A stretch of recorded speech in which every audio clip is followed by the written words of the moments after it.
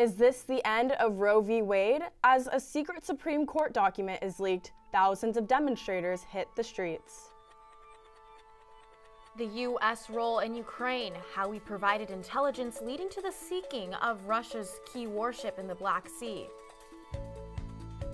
And Fashionistas Unite. We'll have highlights from the celebrity fashion event of the year. All that and more on this edition of Chapman News.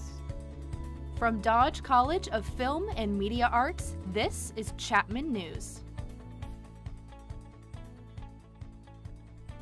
Good afternoon and welcome to this week's edition of Chapman News. I'm Sophia Chacon. And I'm Julia Gillums. We begin this morning with breaking news on abortion rights in the U.S., a major event in this country's history. It started Monday night with a leaked document from the Supreme Court. By majority opinion, the justices have decided to do away with Roe v. Wade, which had granted women the right to abortion for half a century. The reaction was quick and explosive. We have team coverage from Barbara Fox, Peyton Bell, and Haley Montez. We begin our reporting with Barbara. This is what democracy looks like. Fear and outrage fill the streets of America after a draft version of the Supreme Court's majority ruling was leaked. The Supreme Court confirmed the draft was legitimate, but not final. The draft shows a majority of justices on the court would be prepared to uphold a Mississippi law banning most abortions after 15 weeks and overturn Roe v. Wade, leaving it up to individual states to determine if abortion is legal. Chief Justice John Roberts is calling the leak an egregious breach, and many Republicans, like Senator Mitch McConnell, agree. I hope that the leaker, who is extremely likely to be found given the limited number of people who have the ability to access early drafts of opinions, will be dealt with as severely as the law may allow. Many pro-life advocates, however, are calling this an historic moment. Particularly for the folks, the grassroots pro-life organizers who have been fighting for life for decades now, really since Roe v. Wade. But what would the country look like without Roe v. Wade? Legislatures in 25 states would almost certainly move to ban or restrict access to abortions. Some women would have to travel out of the state for the procedure. Other women who are low income would unwillingly carry their baby to term and rely on a social safety net, many forced to pay hospital bills they can't afford. Surrounded by pro-choice advocates, Governor Gavin Newsom delivered his remarks on the draft at a Planned Parenthood facility. I just want to share and add my voice to the voice of quite literally tens of millions, hundreds of millions of Americans, and express my outrage about the decision the Supreme Court appears to have made as it relates to rolling back our constitutional rights. The rights have been well established and affirmed over and over again. The sunny state is already home to the most expansive abortion protections in the country. Just yesterday, Governor Newsom called California a beacon of hope.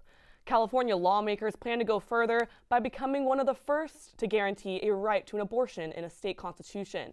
This would make it harder to repeal California abortion protections if the political climate changes. Back to you at the desk. Thanks, Barbara. As we've been reporting, there have been demonstrations all week long at the Supreme Court in Washington, D.C., and at abortion clinics all over the United States. Some are supporting abortion rights, and some are supporting the possible end of Roe v. Wade. Joining us now is Peyton Bell, who's live at a Planned Parenthood in Orange. Peyton?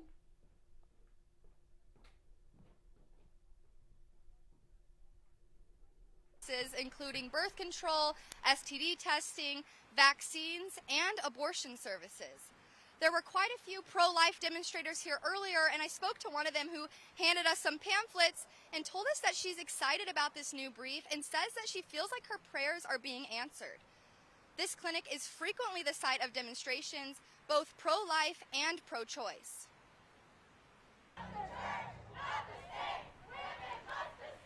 There have been similar protests all across the country. In Los Angeles, Phoenix, Houston, Milwaukee, Boston, and D.C. Some demonstrations not only about Roe v. Wade, but about the Supreme Court itself and whether it has become too political.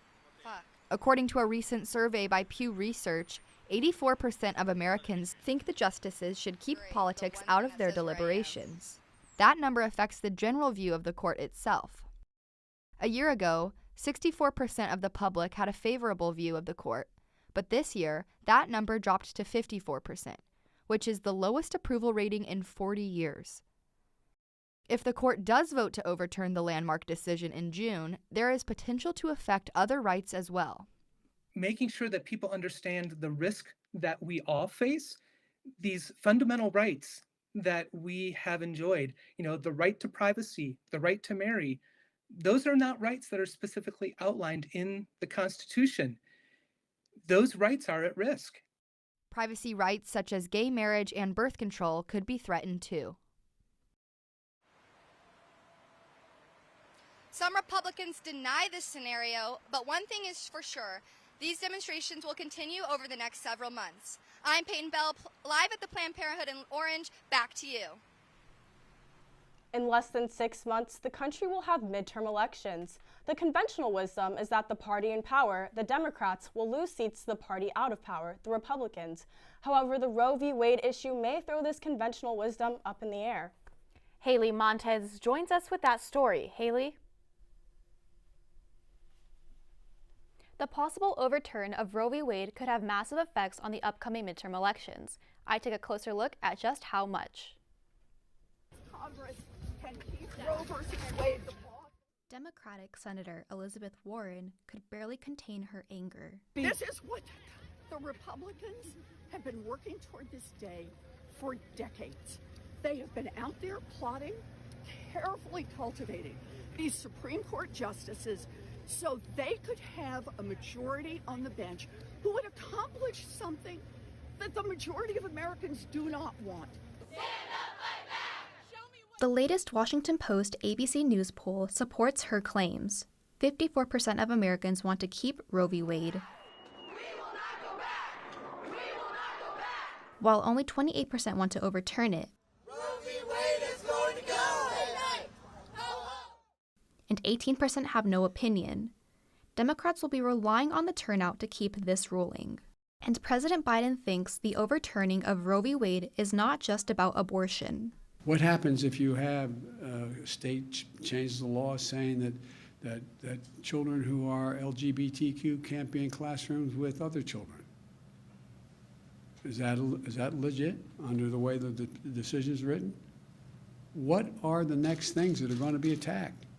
Because this MAGA crowd is really the most extreme political organization that's existed in American history. Republican senators in February blocked the Women's Health Protection Act, which would make the right to an abortion a federal law. Somebody, likely somebody inside the court itself, leaked a confidential internal draft to the press, almost certainly in an effort to stir up an inappropriate pressure campaign to sway an outcome.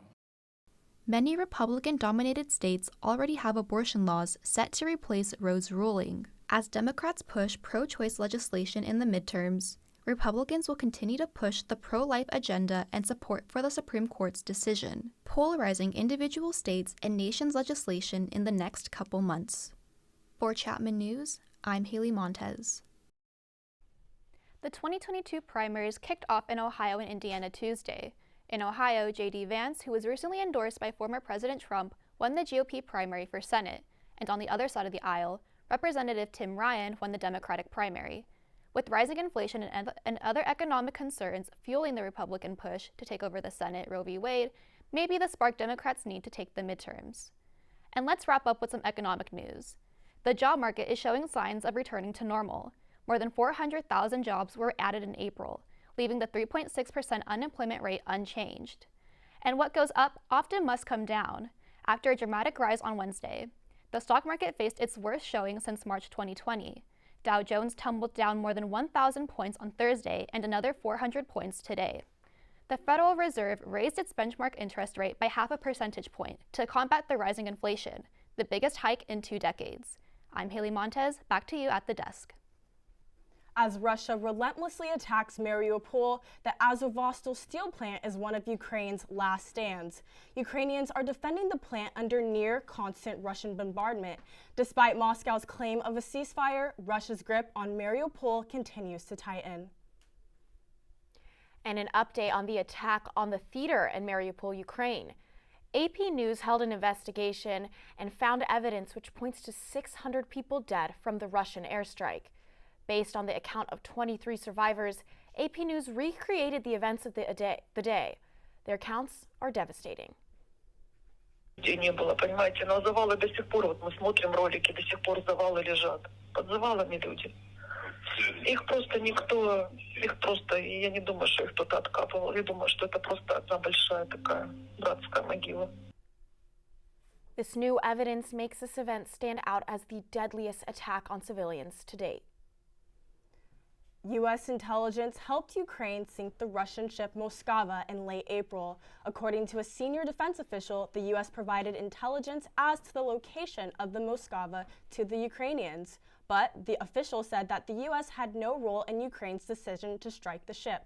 According to Pentagon spokesman John Kirby, the U.S. has provided Ukraine useful battlefield intelligence throughout the war. This is to help Ukraine defend itself. Coming up on Chapman News, a grim record set for COVID deaths here in the U.S. A reminder, it's not over. And should you take your mom to the beach this Mother's Day? I'll let you know after the break with this week's weather forecast.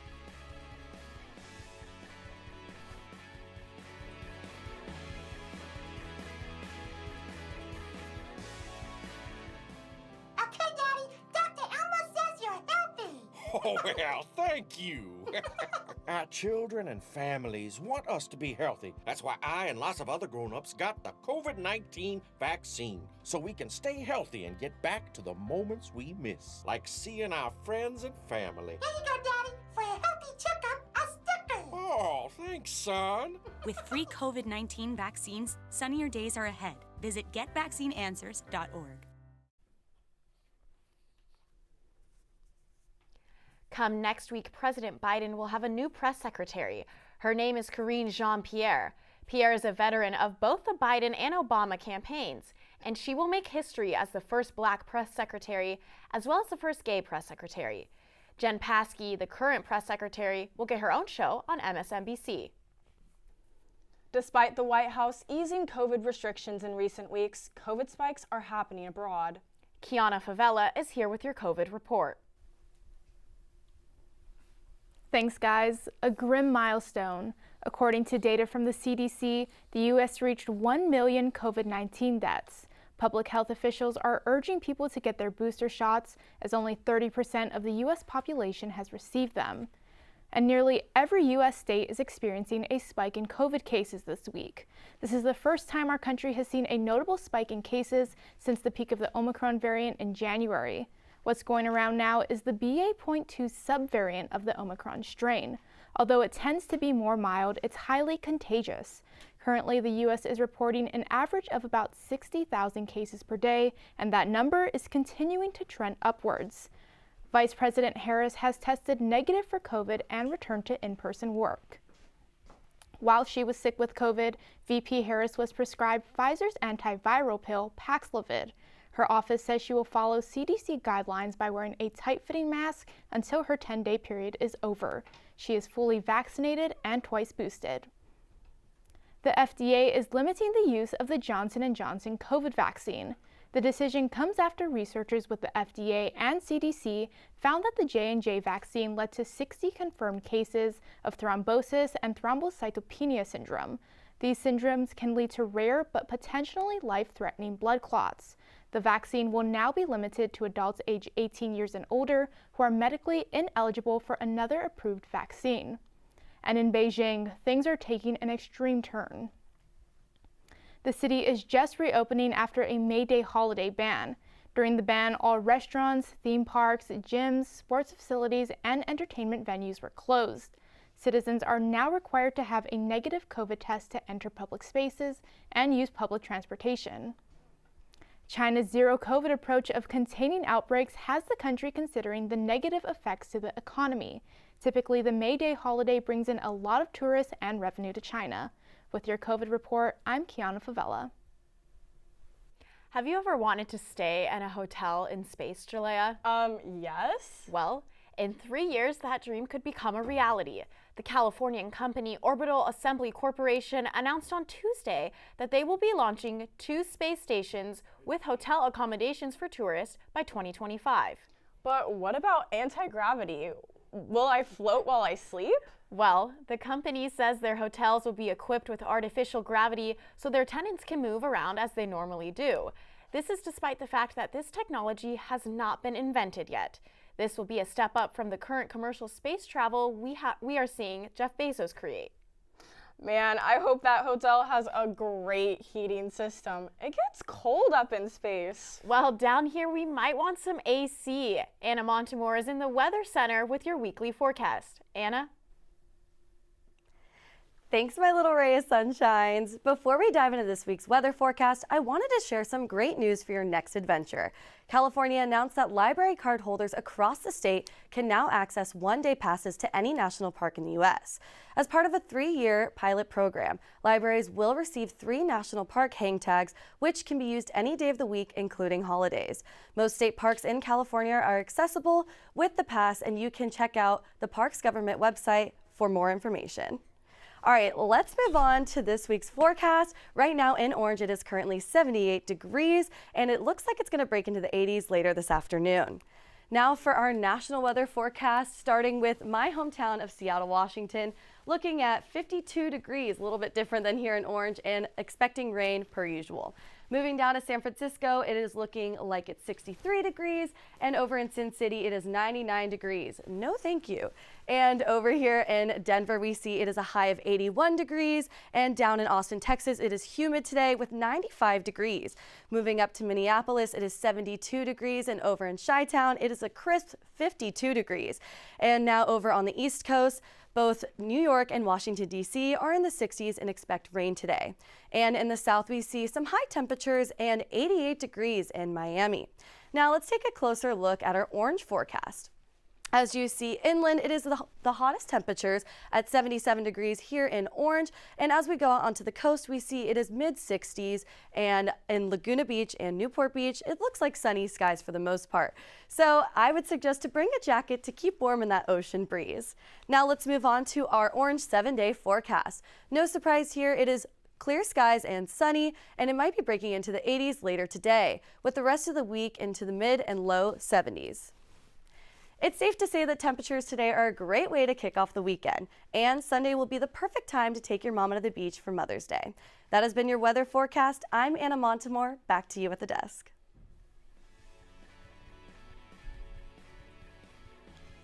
Feeling like LA sports are in a drought? I guess we have to watch hockey? I'll have your sports update after the break.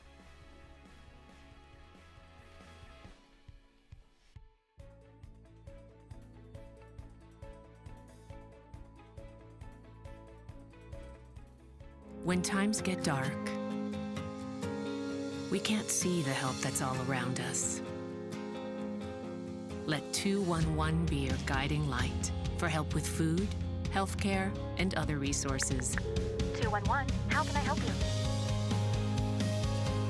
Call 211 or visit 211.org. 211, get connected, get help.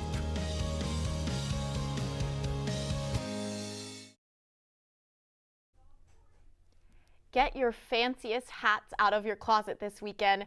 The 148th Run for the Roses, better known as the Kentucky Derby, starts tomorrow. If you are a gambler, this is the right year for you, as there are no favorite competitors for the 2022 race. An exciting weekend for horse race lovers, but not so much for LA sports fans. Luca Evans has more on the local sports scene. Luca? What's up, party people? It's me, Luca Evans, and I'm back again on the sports desk to give you a ball of a time. Get it? Hearing the latest in the sports world. Honestly, bit of a dry spell for sports down here. Football's in the off-season. The Lakers and the Clippers are out of the NBA playoffs. Angel City just won their first ever game, but they only play once a week. And the Angels and Dodgers rock, but nobody really cares about baseball until the postseason, so what's an LA fan to do?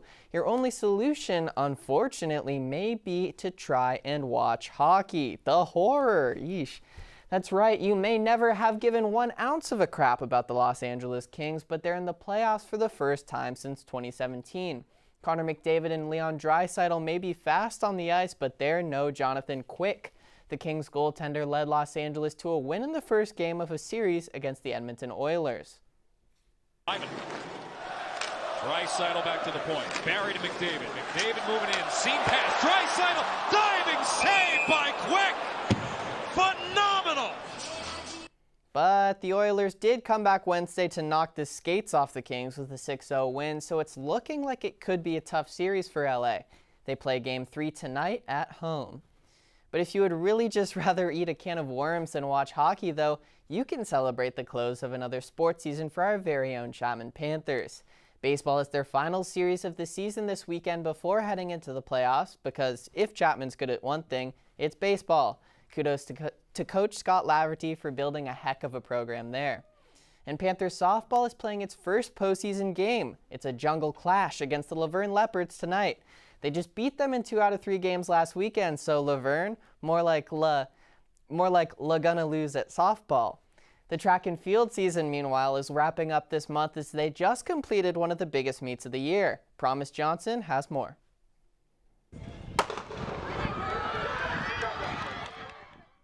This past weekend, the track and field Skyac Championships were held at Whittier College.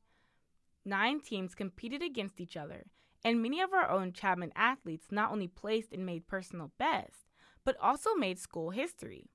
Jesse McMillan was one of these athletes. He has been dominating in pole vault this year, breaking the school record multiple times, and just this past weekend, placing second in his event. It's hard to say because, I'm not done yet. I can still have 3 more meets.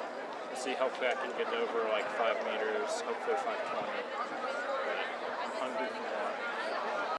And he's not the only one making strides. Some athletes continue to excel despite dealing with injuries.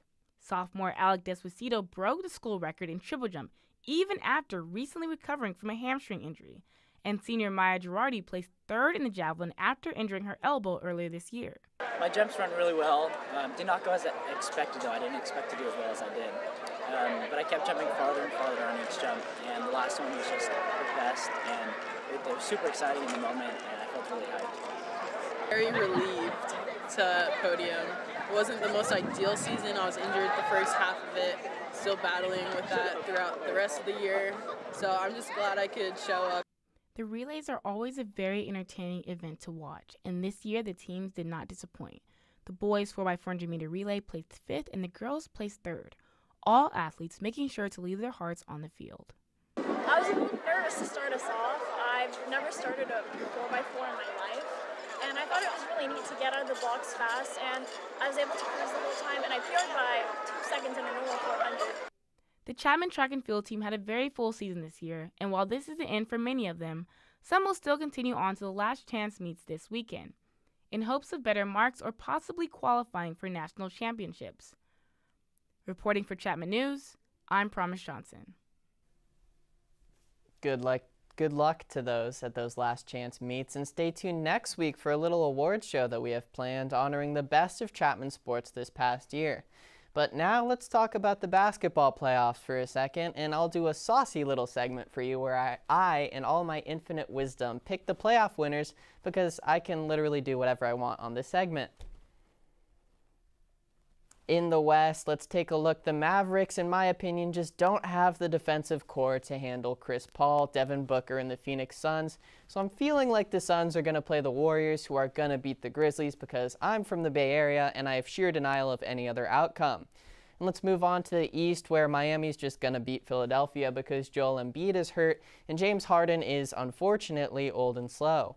And then in the series of the playoffs, this could go either way, but I like Giannis Antetokounmpo solving the hellacious Boston defense in 7 games.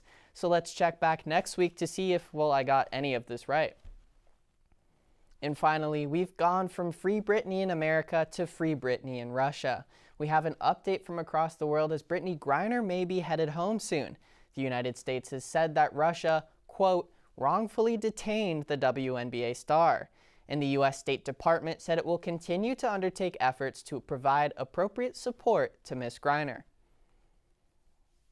Well, that's all she wrote. I mean, literally, that's all that my producer Alexis Tripke wrote for our segment Rundown. So stay tuned next week. We've got some fun stuff planned. From baddies to daddies, I'll tell you all about the Met Gala and the newest dad in Hollywood, coming up on Chapman News.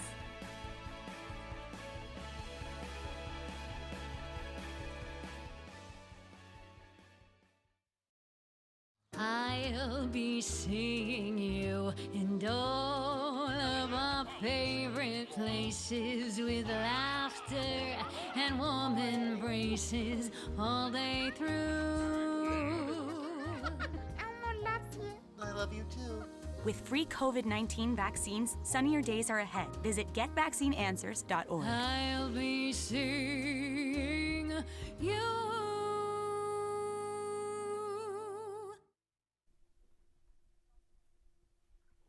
And Miss Pac-Man has been inducted into the World Video Game Hall of Fame.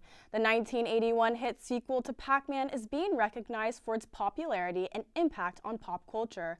Hall of Fame officials stating that Miss Pac-Man was the first widely recognizable female video game character, opening the door for more women characters in arcade games.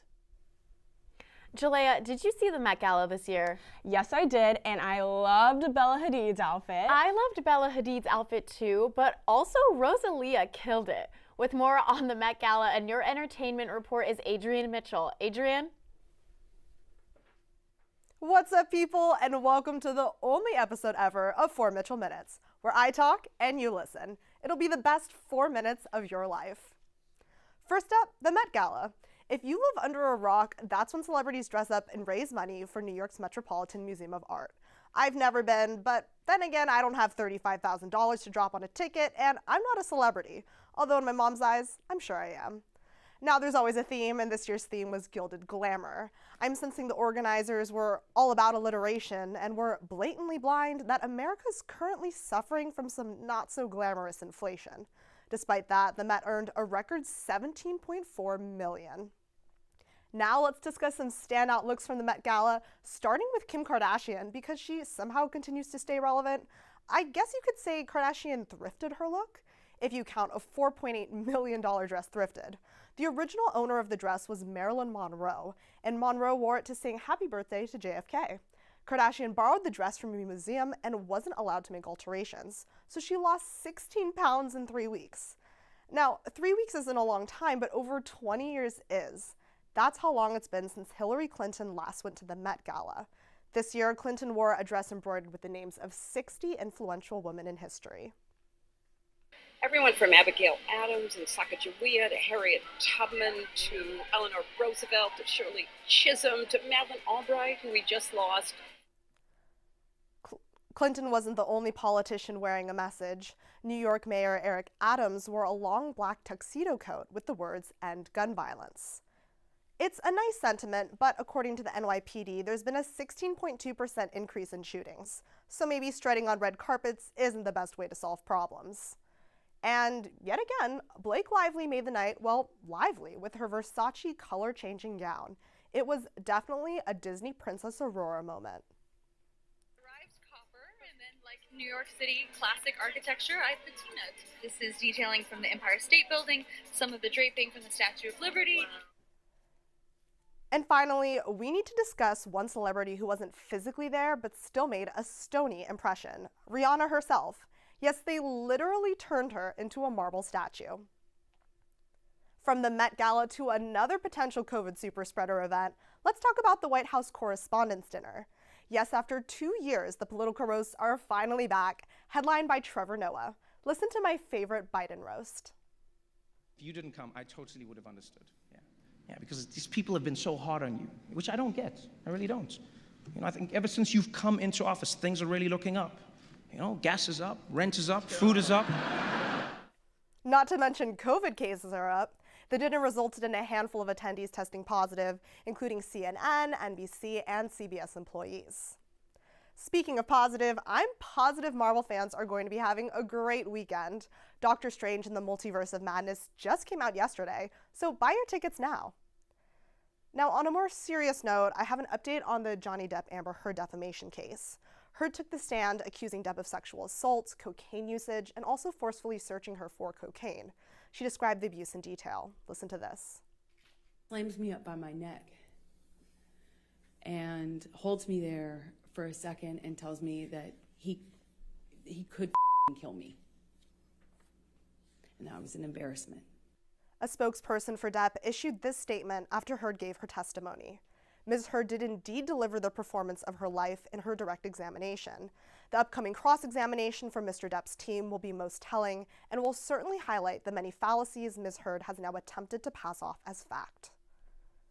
And earlier this week, comedian Dave Chappelle was attacked on stage during a performance at the Hollywood Bowl. Make some noise for hip-hop history.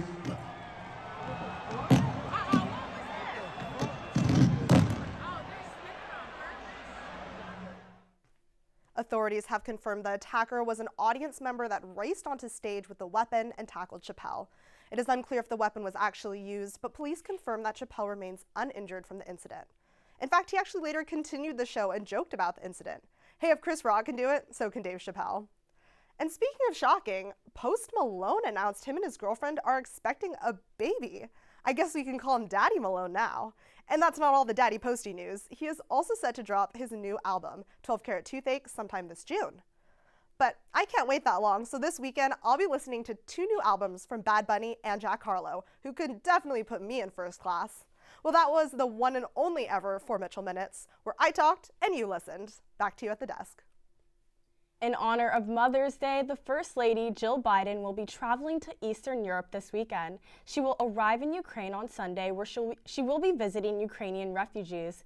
This morning, our First Lady landed in Romania. She is currently serving lunch at an airbase near the coast of the Black Sea with about 27,000 military personnel there.